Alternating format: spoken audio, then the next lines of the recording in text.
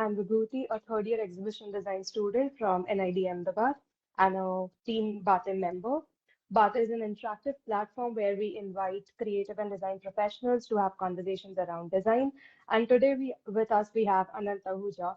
He's a multifaceted professional who is constantly making a mark in various creative and entrepreneurial domains. He's the co-founder of the Irregulars Alliance. As a cultural producer, he has contributed to the independent art and design scene through the organization of India's first anti-art fair, the Irregulars Art Fair, publishing the Irregular Times, India's first art and design newspaper, and other cultural experiences. For his work in the field of cultural production, he was inducted into the Forbes Under 30 Asia list in 2020, and not to mention, Irregular Studio boasts of an enviable client and list and portfolio, from working as cultural consultants on the ICC World Cup 2023 to producing animations for Budweiser, Lenskart, designing identities for Spotify official playlists to illustrate stickers for Meta and Snapchat. He's done it all. We welcome you, Anand. Yeah. Thank you for having me. Okay, so just to start this conversation on a lighter note, what does a typical day in your life look like? Okay, typical mornings are like 6:37. I wake up. My body just throws me out of the bed at that point. It's just an automatic alarm system that my body has. And then I get ready for the gym, hit the gym in about like 45 minutes after waking up. Work out for about an hour, hour and a half. Come back, have my protein shake, and start the work day. After that, I also take showers every now and then, not every day. Yeah, we've seen your protein shake stories. Yeah, and then just I think the first half mostly goes into checking in terms of what's happening. So we are a fully remote practice. We only have Mondays and Thursdays as our call days where we actually have calls and check in terms of what's happened, what's the progress like. Otherwise, everybody's on their own, doing their own thing. I think we trust each other enough to finish it in time and work with each other also in tandem in terms of timelines, finish up stuff accordingly. So mostly the first half is just like checking in with people in terms of if they need my help. Second half is like thinking about what can we do next organizationally in terms of what we want to build, what kind of projects do we want to work on, are there things that we can do in-house, are there people that we can reach out to. So the second half mostly goes into just like planning world domination. First half is mostly work. That's quite refreshing to hear, apart from the 9 to 5 that everyone's doing. It is, I So think yeah, it is a 9 to 5 for me also, but it's just like I plan it in such a way that my day has a structure and I know what I'm doing. It's very important for me to know what I'm doing, otherwise I start losing my patience and I just cannot deal with the day. right. Hmm. Okay, so you yourself graduated from a design school, and so first question that comes is that what Hmm. gravitated you towards creative world and the world of design, and what were your key learnings from college that you are practicing till date? Hmm. So for me too, I was a commerce with math student when I was in high school. As Indian parents really want their boy to learn maths because without math there is no life according to them. So I was forced into studying math and commerce. But I always had this, I wanted to be a fashion designer. It's not like I have a great Oh, fashion wow. sensibility, but like I enjoyed fashion in a way. And during my 11th and 12th grade, I had this innate, gravitational pull towards fashionable things. My uncle is a DJ, and Oh, he's been a DJ since when there were no DJs. He was one of the first few DJs in the country, and I used to see him like dress up in the kind of clothes that he was sourcing from different parts of the world, the kind of shoes that he was wearing. He had purple hair back in the 90s, so that kind of shit was unheard of and unseen, and that influenced me a lot. And I used to always like basketball oh. as a game, not just like the game, the sport, but also the lifestyle that Hmm. that game kind of attracted. So I was always into sneakers. I was always into like what's happening, what's trending fashion wise. Never really had the means to explore it, but used to like drawing quite a bit.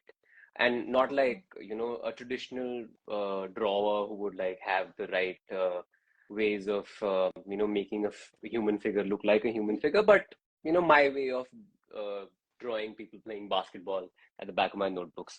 I think that was the only thing that I had going on for me that kind of made me feel like, cool, I could possibly do this. There was no artistic bent of mind as such. My parents were quite a big driving force in kind of reinstating this thought in my head that, hey, we saw you draw and you really enjoyed it.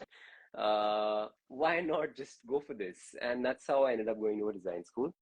Um, what today, just today, I was actually having this conversation with somebody. They've been running a design studio for 20 plus years in Bombay, and we were just discussing how design education has Yes. changed in India so much, and how design education 10 years, a decade ago or 2 decades ago abroad helped so many people if they had done that then, in terms of establishing their practices now, and whatever practices they have, how are they inculcating the things that they learned while they were at design school. So for me, the most important thing was again that time management. I was the Right. most late Latif guy in the class. The class used to start at 9:30 a.m. and I used to walk into the door at 10 a.m. and I was always getting lower marks purely because of my attendance. So that was the first lesson that I learned, that if I have to be someone, something in my life, I have to be on time. If I'm Right. committing, if I'm promising Yeah. somebody 9:30 a.m., then I have to be there at 9:25 and see where that takes me.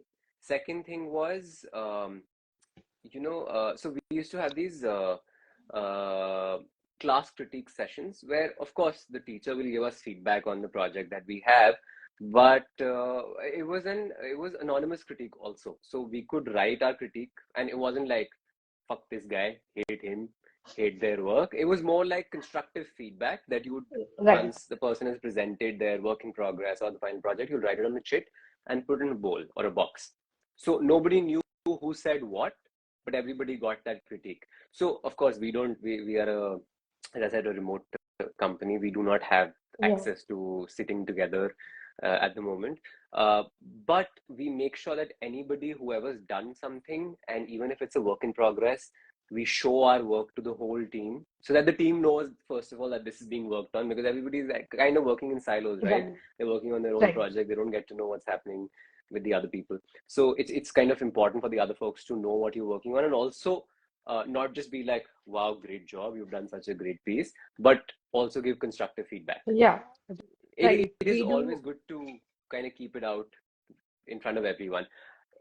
See, it's widely practiced in design school, but the moment it's kind of translating into a professional practice, it gets thrown out of the window because there are such strict timelines and turnaround times are such stupid, set that you do not have that kind of a system anymore to play with. So that's one thing that I've been very, very mindful of, kind of taking from then and till now using it.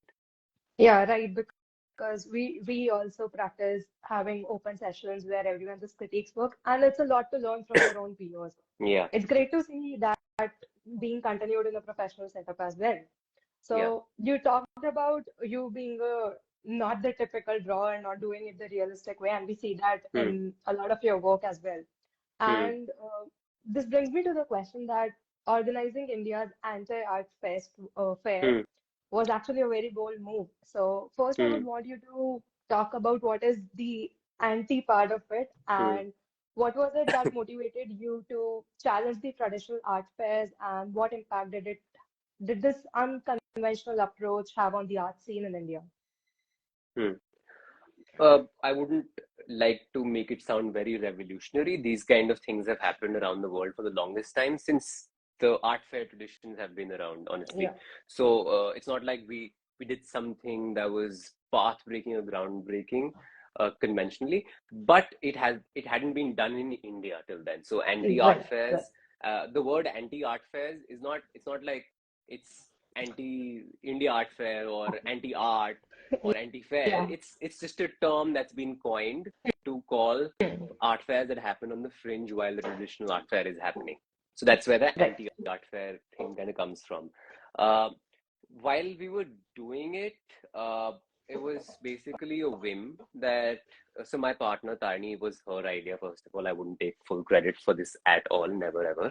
I was just trying to help her out with the identity and a website, and it just so happened that I was enjoying the process. I was like, okay, fine, I'll just jump in and see how this pans out. And we ended up doing two editions. Um, how that materialized and where that thought kind of stemmed from was, and the same thought that how anti-art fairs are started around the world, that there is always traditional art fairs, there is always traditional artists, and there is a traditional art market, and that art market is only open or available to a select few artists to sell their work. So in India, if you come to Right. think of it, or globally also, 96%, I think this is an India specific stat, 96% of the Indian art market is mostly the trade. The 96% of the trade that happens in the Indian art market is modern art, Yeah. and modern art is mostly people who are dead. What happens to the people who are alive and kicking and actually making art in today's time? I think it's important to have you know open spaces which just do not exhibit and ask you to come and interact with the work, but also open up avenues for people to sell their work. Right. Uh, so that's how the anti-art fair kind of came about, and thanks to art fairs that anti-art fairs can exist. It's always like a chicken and egg kind of situation. Yeah. Wouldn't have happened without the other. So that's how. Sorry, I missed one question. So I've answered two: anti-art fair, how Uh, it started. uh, it was like, how did this approach create a change in the art scene of India Oh over yeah. time? So for the first 2 years, there was a lot of press coverage. Okay, so first of all, getting a press mention for your work is not easy. Okay, unless you're Hmm. doing something that is groundbreaking, that is unconventional, that hasn't been done before, is the only way that you will get press mentions. We do a lot of our work every day.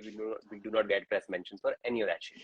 So you have to do something that's different, right? Yeah. And I think that's what happened. And it's not like it was just something that was insane or was crazy. It was just, a bunch of people getting together, trying to do something that they felt was needed and kind of became cool in a way.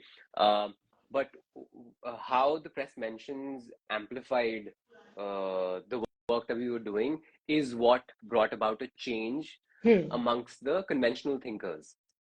Right. People realize that until unless you do something, you never know that there is a change needed, right? If Yeah. nobody told you that you have to brush your teeth, you would never brush your teeth. It's only when you brush your teeth for like 6 months of your conscience, when your brain is conscious, it's understanding that you have to do this as a function of life, Yeah. is only when you will brush your teeth constantly, right? So you have to break certain things or do certain things to actually know if it's worth it or not. And I think it basically started with that thought and ideology.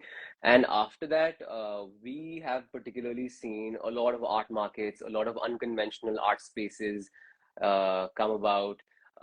There was a new art fair that happened in Mumbai recently, uh, Oh, which is not the India Art Fair. Like literally a month, like 3 weeks ago, an art fair happened in Mumbai at the Mahalakshmi Racecourse. It was a huge, huge event, widely celebrated. A lot of Bollywood kind of came in support of that. A lot of fashion folks were in support of it. Also, a lot of galleries again took part in it. And we're not, again, as I said, we're not anti-art fair, one art fair in general. We just break the mold, do something new. Why just right. one person has to have everything to themselves? Right. It is a shared economy that we're living in. Newer people are kind of joining the new workforce. There is a new set of new breed of artists that is kind of from when we did it to now. Also, there's a complete new set of artists that have come about, Yeah. right? I think, And yeah, it's not just about the art fair; it's also about the artists. artists. Yeah. Yeah, I was coming to that it's really important to get recognition when you're living so that you can produce more yeah, and have that open critique when you're presenting something or even out there to sell it. yeah, So, yeah. yeah. Also, collaboration, I think it is one of the most important thing when we see in the creative industry. Hmm. And and we have seen a lot of your projects are also very collaborative when we Hmm. speak about the World Cup identity or we speak Hmm. about Tamara's Gin or Lenskart. Hmm. Most of them are Hmm. great collaborations. So Hmm. could you talk about the process of how do you go about designing these identity and branding Hmm. projects that you do in collaboration with people? Hmm. So, most of the times, what happens is with the kind of projects that we do, especially in the strategy, identity, branding space, there is a bunch of workshops and research work that happens before we actually create a brief for the designers. So that is kind of led by a separate team altogether, where Hmm. uh, a couple of strategists alongside. I'll be there in the mix, and there'll be a couple of other strategists. We'll be doing stakeholder interviews. We'll be doing building questionnaires for quant research. And once all of that is ready, we've reduced certain pointers. All the stakeholders are happy that this is who we are, and that's when we kind of make a creative brief for the Hmm. design team to start working on it. And there are times when, because we're small teams, right? We're not like corporations that have huge, Right. huge teams in different parts of the world. Um, so there might be another identity project going on, or that person is busy or not coming into the office because they're sick or something. So there is a plug and play model that, because we work with so many people, we built this directory of people that we work with. We have this plug and play model where we get them in for 2 months, 3 months, where they will build the identity system, and that's Oh, where their job is done. And then they'll hand it over to the rest of the team to build extensions and everything, or vice versa, where the senior folk, if they're available within the organization, they'll build the identity system, and maybe the rest of the work we'll get somebody else to build it all out. If I were to talk about specific project like the ICC, over there, our job, Studio Cole and Irregular's job, was to be the sounding boards and the cultural consultants to okay. the white kite folks in Australia, because they are Hmm. sitting in Australia. They don't have in-depth knowledge of what's happening in India, or what they can kind of, Right. because things can get trivial. You don't want any kind of tokenism involved. You don't want to appropriate anything, especially in today's day and age. So we were those people for them. So our job was to kind of build the strategy, build a system uh, based on that strategy, and then hand it to them. Okay, Oh. now you can run with it. Hmm. So they ended up expanding the world into what it looked like by the end of it. Uh, okay. Could you also elaborate on what you mean by this, creating an identity system for for a designer to work on? Um, so an identity system is when we create brand identities, what we do is we create a brand toolkit, and in Hmm. that toolkit you have your the logo, which would be a word mark or an icon with it.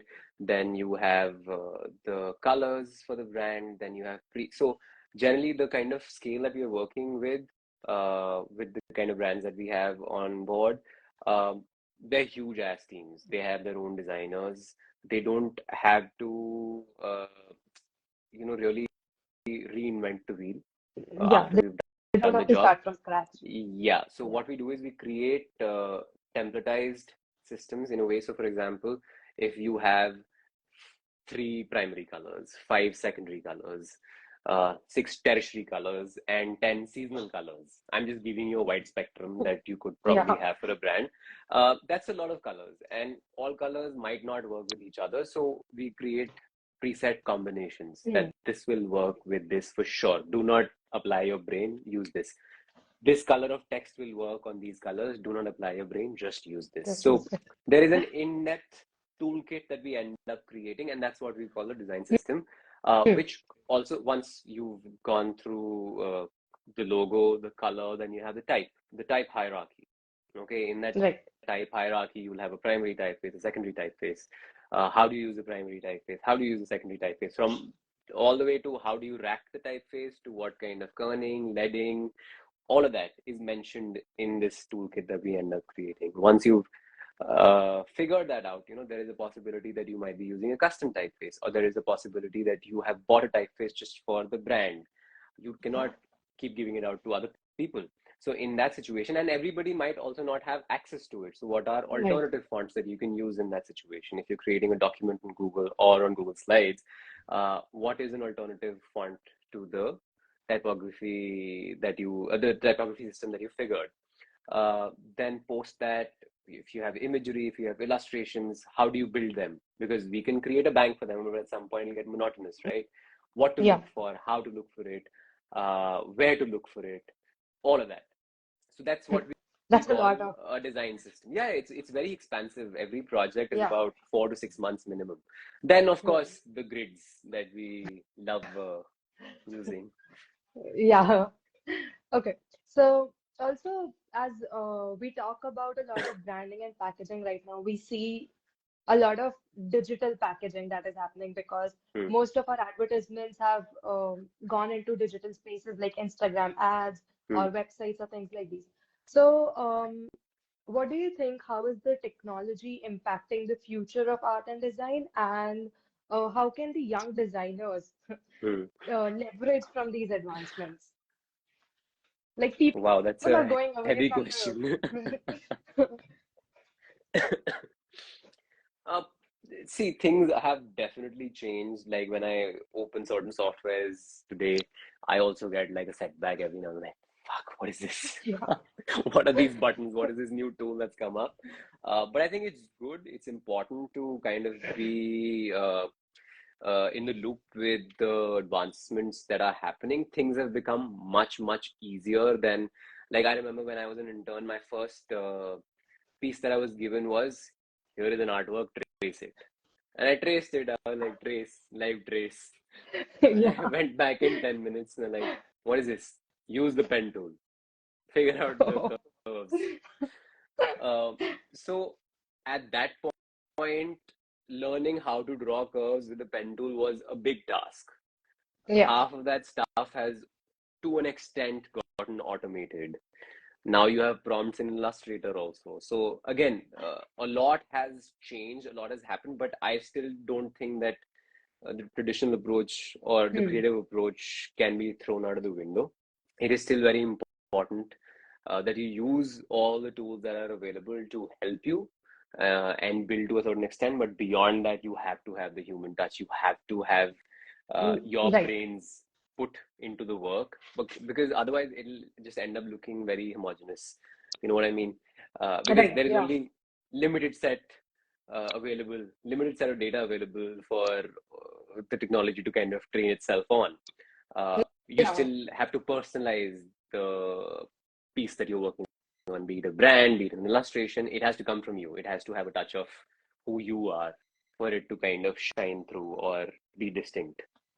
Yeah. That's right. So Because that's, I, huh.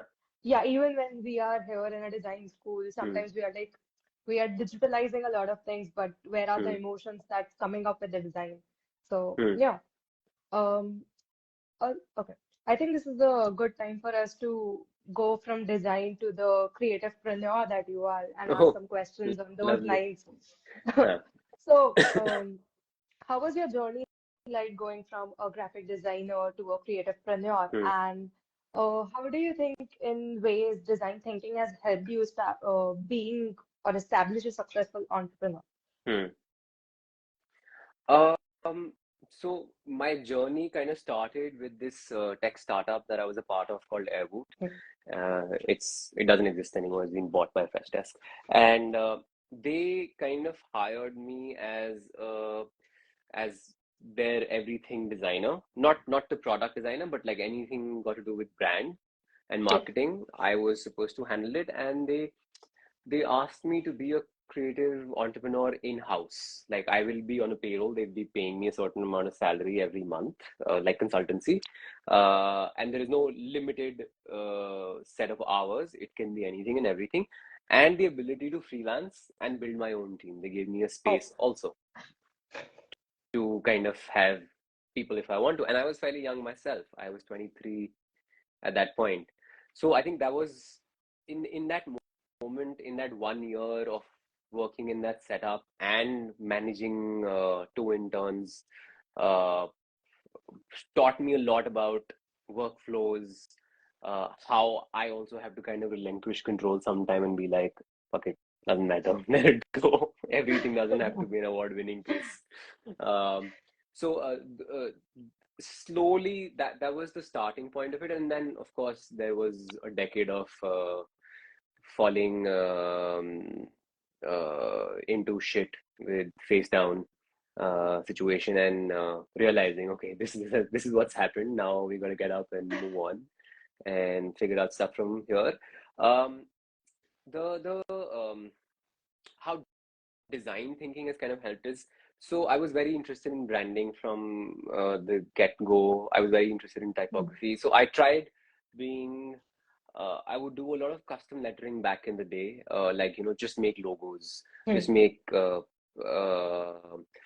insignias for people, stationery. I really enjoyed it to an extent, but then I was like, I'm not being able to make enough money with all of this. I want more money. I'm hungry for more. It's not like this work is not fulfilling enough. It's just not giving me the kind of money that I need. And that's another, okay, let me try my hand at illustrating. Then I started doing a lot of illustrative work. And that kind of gave me a pay hike, not like a salary, but more revenue, different kind of work, more revenue. Then there was a point when I was like, oh, hey, I know how to do illustrations now. I know how to make logos. Maybe I should combine this and start doing illustrative identity design. That kind of raised the bar a little more. So it was purely coincidence that I kind of just tapped into every subject that I had studied, except for animation. Also, I tried a couple of times. I did 2, 3 animations when I was doing everything by myself.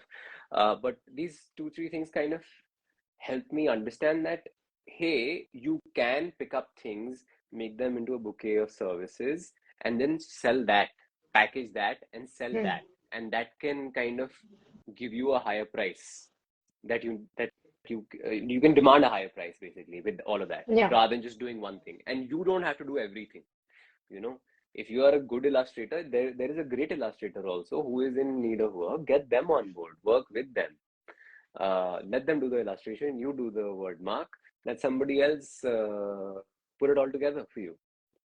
So that's where, again, my design education, understanding how each of these subjects kind of worked, and then putting them together. And also, we had a business course when I was in design school, which kind of helped. It was like making a plan, a P&L, a proper P&L for if you were to start something of your own, be it a print shop, be it being an artist or an illustrator.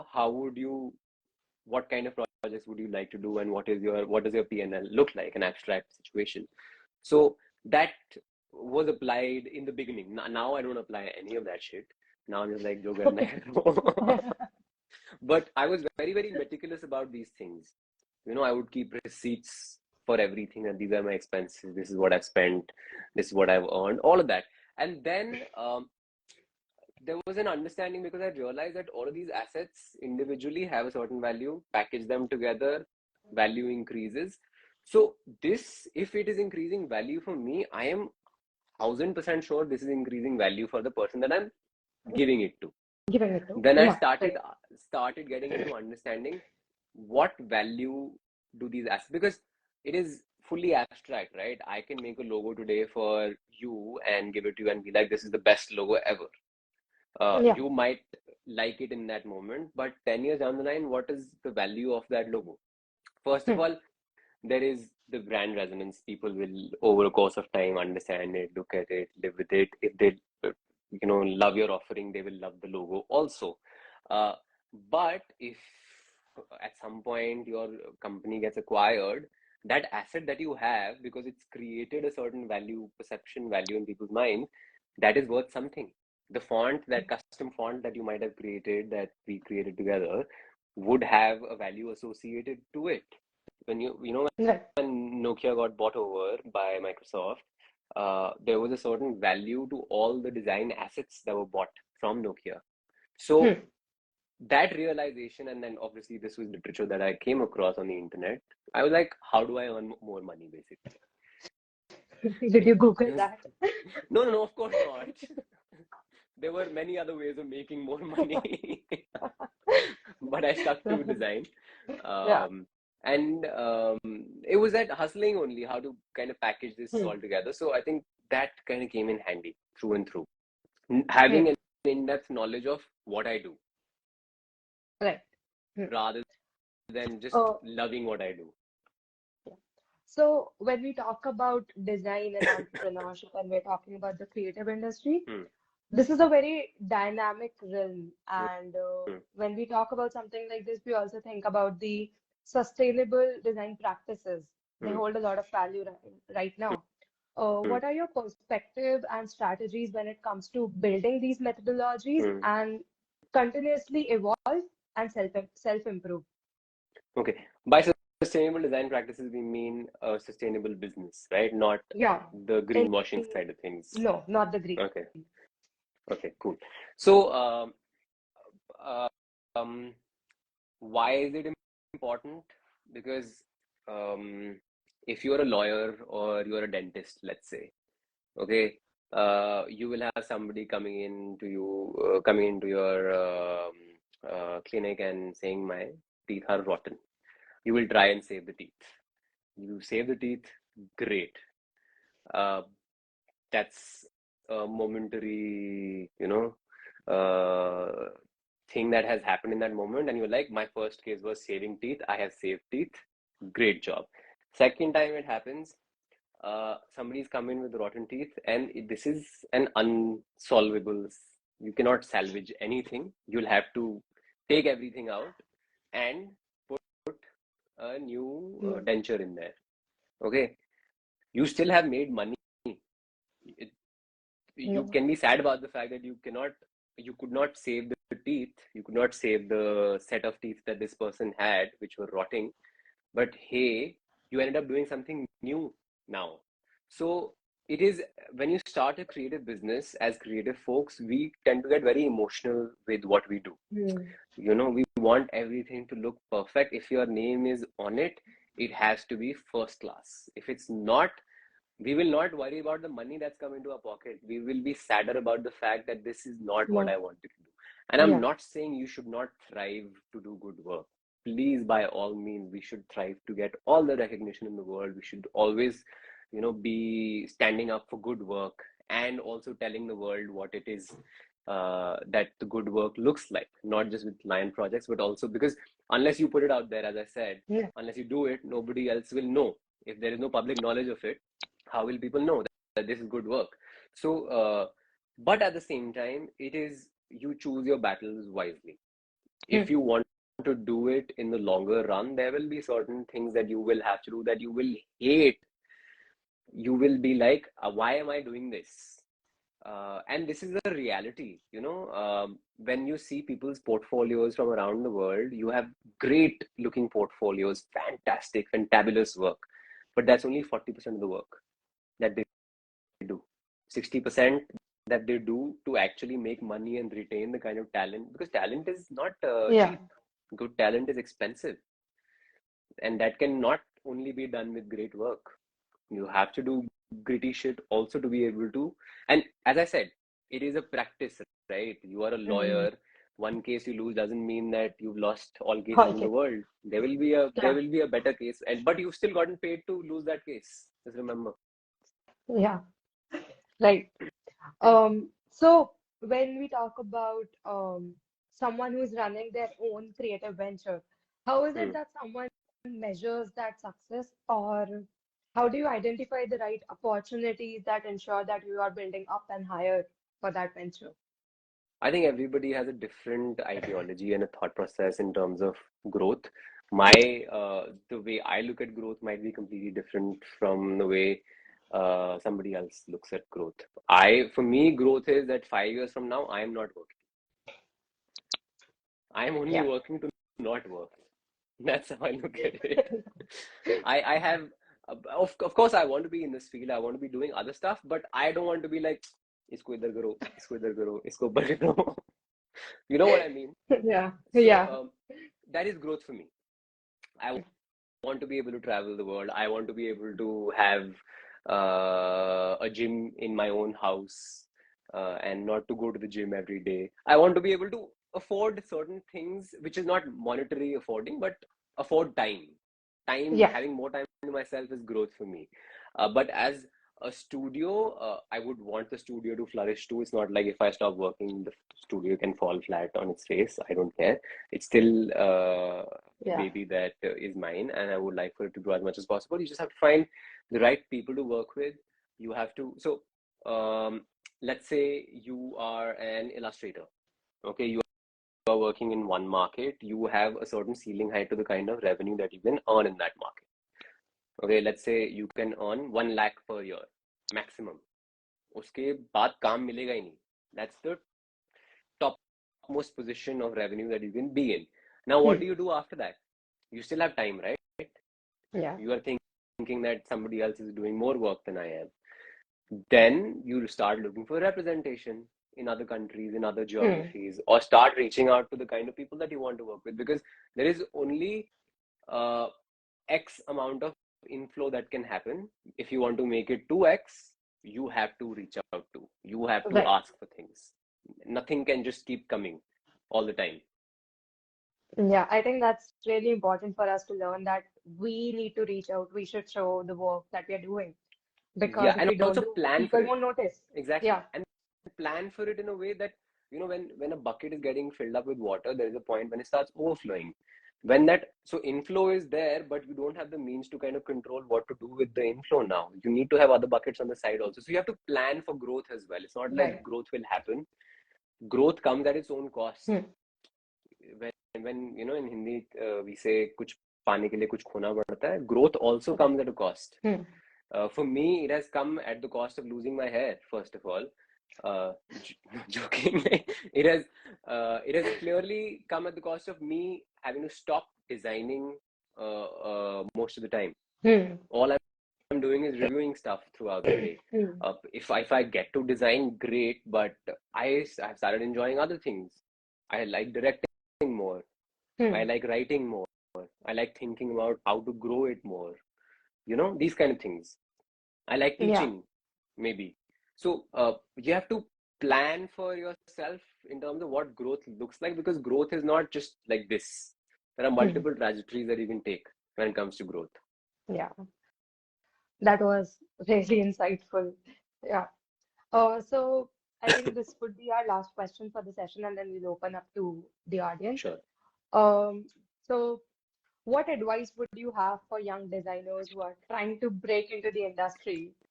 And is there any particular mindset that you think that the young designers right now are lacking or they have, which is for their advantage? But what is it? Um, I wouldn't want to give any advice to anybody. I think you should do whatever the hell you want to do. Because if you take my advice and you fail, you'll blame me for it. But all I want to say is that follow your instinct. Okay. Um, as a creative person, the gut is always right. I'm telling you for a fact, if you have a gut feeling about something, it is going to work that way, but you have to put in the work. The gut feeling Hmm. is not the only thing that works. You also have to work. Um, what I see missing, and it's not like I'm not generalizing everyone. Please do not take it that way. What I see missing a lot of times is the intent to work. Everybody wants, Hmm. because we are exposed to so much media. When I was in college, Instagram, like I think I was in second year. No, no, no. I was in my final year. That's when Hmm. Instagram had come out. Hmm. So nobody really knew what it was going to be, what it is. But now, if you see, we are exposed to so much media and so much like visual treat that all we want to do is compare ourselves to that visual treat. And, Yeah. and in that process, we forget that you actually have to put in the work. There is Right. nobody shows you the behind the scenes. Everybody shows you that polished image that you want to see. Nobody wants to show you the 50 iterations that they must have done to get to that polished image and how much time it took. Yeah. We have projects that we've done 2 years ago, they're still coming out. Hmm. So you don't know what has happened. You will only see the final image, and you will instantly think that I want gratification like this person is getting.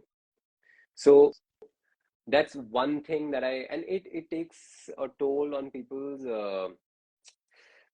mental ability to process things or process their own emotions and actually have an output. You have to get away from all of this and put in the work. Don't worry about who's doing what or what's happening with XYZ. Focus on what you have on your plate. And if you focus on it, you will actually get the results. So it's more like learning from what others are doing and not comparing. So that's Sorry, what we end on. I just read a comment. Is it the username comment? No, it says US में कहाँ गए हैं आप? We have another comment which Satvik is asking that how do you come up with a username as cool as Site Thug? It was not a cool attempt, honestly. I've always, as I said, I've been a big fan of basketball, hip hop. So I always wanted a tattoo here. We said Type Thug because I was interested in type. Never really got around to doing it. Everybody discouraged me to do it. So I was like, you know what? And this has been since when Instagram came about. This was my first username. I haven't really changed it since. Yeah. So we have other questions. Ivan is asking, in a new hybrid setup, what are the ways to retain and find good talent when the outlook of talent might be to work at corporate setups? Hi, Iman. That's a great and a very interesting question. I think everybody, especially as a designer, is in the first few years of their career. I wouldn't again quantify how much. Everybody wants recognition. Everybody wants to be a part of something. You are a student right now. The moment you are out of design school, first of all, you will find a place that you want to work at. A place that you resonate with personally. And then you would try to find social acceptance in that place. If your circumstances allow you to do so. If you want to, like I wanted to make money. मेरे को फर्क नहीं पड़ता था. I had fantastic places offer me fantastic opportunities in the beginning of my career, and I was very, very stupid and dumb to have been like, no, I will make money. I want to make money. But those are my circumstances. But if your circumstances allow you to kind of, take a bit of a pay cut and work at independent boutique setups, where you will be doing 10 times the amount of work that you'd be doing otherwise in a corporate, but you will get a lot of hands-on experience. That's one thing. But coming back to how do you retain that talent, you possibly cannot retain a talent after they've reached a ceiling height of their salary. Okay. For example, in my setup, 1.5 lakh rupees a month is the maximum salary that I can give. That is my business reality. Okay. My business cannot afford a salary more than that. If it does, then it will affect everybody else that is working there, Yeah. So till that point, you can kind of retain talent where they are getting a certain amount of salary. And then this is the money bit. Okay. Then there is the culture bit. When you want to be associated with an organization, then want to be socially accepted in that organization, then wear that badge of honor that, hey, I'm a part of this. That's what will help you retain that talent. It is not just me being associated with Irregulars as the only thing that is running Irregulars. It is also the work that Irregulars produces. It is also the kind of work that Irregulars has done in the past, and the kind of people that work there, and the kind of approach that they have with each other. And also, like, then the monetary aspect, as I said, then there are other things, have HR policies that work for everyone. Because, as a corporate, when you are throwing money at people, you can literally suck the blood out of them. Every single drop. Because you're throwing money at them. I've been in such situations in the past where I was getting paid shit ton of money, and I was doing 1/3 of the work that I do. Right. But I could have gotten a call at 1 a.m. also and been asked to do something because it is an emergency. I'm not saying that they create emergencies. It is an actual emergency, but then you are liable. Here, it is my business. It is my emergency. I will deal with it when I want to deal with it. It's as simple as that. Yeah. So again, it is creating a healthy ecosystem and environment where people can flourish and not just the business. The business will take its own course, the business will grow over a course of time, but that shouldn't hamper the growth of the people that work in that organization. So if today somebody that's reached a ceiling height of the kind of work that they're doing within that organization and want to leave and go elsewhere, I will be the happiest person for them, because if this person leaves happy from this organization and fulfilled with the kind of work that they've done, they will automatically become an ad for the business. Right. You know what I mean? Yeah. I don't have to go out and tell people how great a work culture there is. Yeah. People who have worked there and have graduated from there and now gone into doing bigger things, they will automatically know and tell the world that, hey, this is where you should go. Yeah.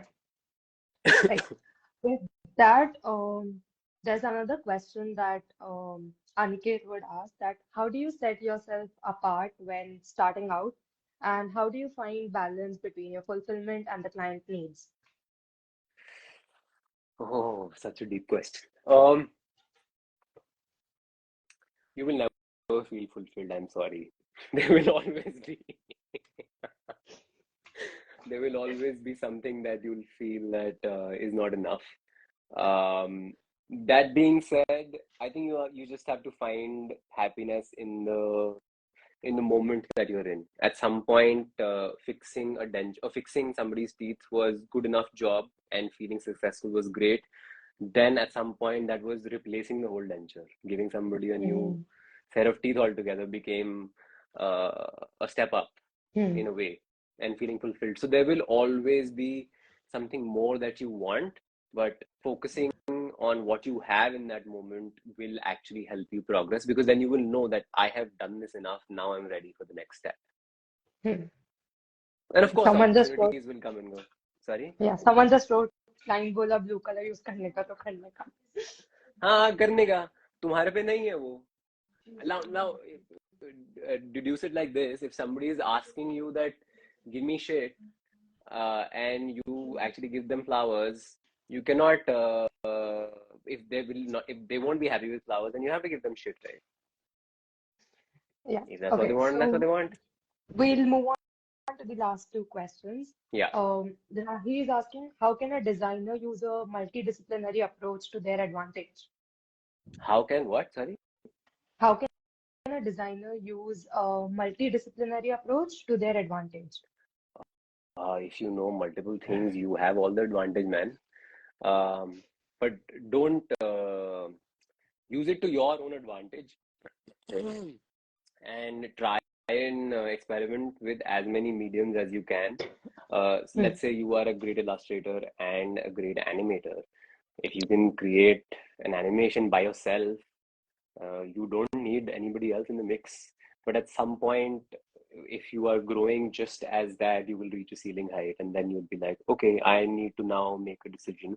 So I'm not saying super specialization is important, but knowing what you like and what your graduation path is going to be out of what you're doing at this moment is important. The more skills you have, the better prospects you have of doing things, because there will always be a super specialist that will come and take over half the shit that you're doing. Yeah. Okay. So moving on to the last question, how do you constantly keep yourself up to speed with the things happening in design world, and how And does your learning process look like? I don't keep much. I really like watching TV. I really like sharing memes with my friends. That's the only way I keep myself abreast with what's happening out there. That being said, I read a lot. Hmm. By read, I don't mean read books, but I read things on the internet. I go into the deep corners of the internet and try and see what's happening. Even if I don't know how to do certain things, I will have some kind of an idea of what's happening and how to be on top of it, and if whom to reach out to if I need to do something in that domain. And I'm a very inquisitive person like that. I'm I do not have any shame in asking people, uh, कैसे करना है.